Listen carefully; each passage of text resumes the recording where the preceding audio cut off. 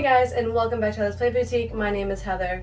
This is my channel where I talk about all the plant related things. In today's video, I'm going to be following up from how to water your plants.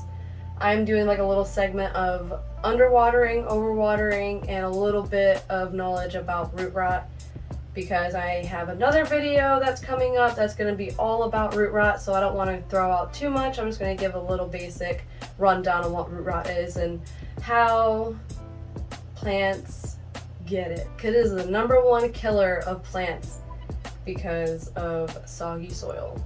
Before we get started, if you haven't already, please subscribe, hit that thumbs up, and smash the notifications bell. It really does help my channel get out there, and I really appreciate it. You guys are always supporting me on Instagram, on YouTube, on my Facebook. It really means a lot, so thank you again.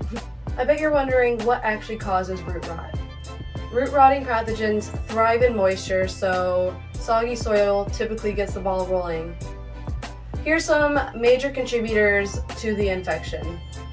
Overwatering is the #1 contributor to root rot. By giving the plant too much water that can handle up that, but giving it too much water restricts the oxygen through the soil to the roots, and therefore suffocates the roots, causing it just to get gross. So overwatering, no, don't do it. Just don't do it. It's better to underwater than it is to overwater, I promise. #2 is poorly draining soil. It just sits there and clumps up, and it just looks soggy when you're done watering it, and then it turns into like a cement after it dries, and that's how you know your soil is not the proper soil. You want to make sure you have so much amendments in there it looks like a completely different soil from when you bought it. So pretty much adding in any perlite, any lava rock, any orchid bark, horticultural charcoal isn't really something that holds onto moisture, rather than it just keeps the soil fresh. So those things are really good, because you don't want your plant to be waterlogged, because waterlogged also won't let the soil go straight through the pot, and not soil, the water. All your house plants that are potted up directly into any pots like this should have proper drainage, like drainage holes at the bottom. So you don't want your plants to sit in a pot without drainage holes, because it will just sit in soggy soil, and then, you know, our favorite friend will arrive, root rot.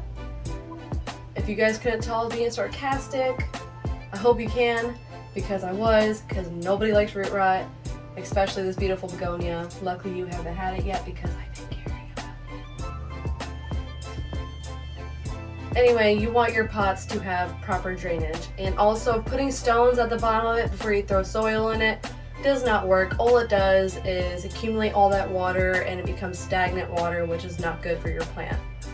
The next one is oversized pots. You don't want to put a small plant in a big pot, because too much soil equals root rot.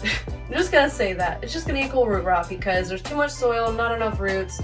The roots have to go through the whole pot, and if they can't, then all the soil built at the bottom is going to create all this nasty fungus, and it's just going to get gross, and it's going to travel to the good roots, and it's going to get them. And also, because I know some of you guys are tempted to put the new babies in a bigger pot because you think it'll give them more room, but sometimes the foliage isn't always the case. You want to be able to take your plant out of the pot, check the roots, make sure it's root bounded, and then repot. Some plants absolutely love being root bounded if they're allowed to be, you know, just in case. If they're not allowed to be because of the root rot, then you want to make sure that they don't have root rot. You can take them out of the pot, check them, make sure they're not mushy, because even like a fungus on the soil could be, you know, signs of root rot. So you just want to scrape off the first layer of the soil gently, and then check and make sure they're not like brown mushy roots, that the stems are not squishy, that there's no yellow leaves. Usually the yellow leaves are the first sign of root rot. So if it doesn't look healthy, check the roots. Always check the roots. That is a sure way to make sure your plant does not have root rot. Just watch it. Watch and learn your plants. Not all plants will communicate, but they will communicate in their own way. So all in all, just make sure you don't overwater your plants. Invest in a water meter. Bottom water your plants. Just, yes. All of the above. Just take care of your plants. Watch your plants. Love your plants. Don't let it stress you out, because it's supposed to be fun. So If you really don't feel like dealing with the root rot, eat the plant. Just anyway, so I hope you guys enjoyed the video. I know it was quick and right to the point, but some of us like that, you know? Some of us like straight, blunt, let's go, let's go, let's go. But you guys are awesome. Thank you for coming back. Thank you for joining me in all these videos, and thank you for joining me on the plant journey. I absolutely love it. I love you guys. Thank you.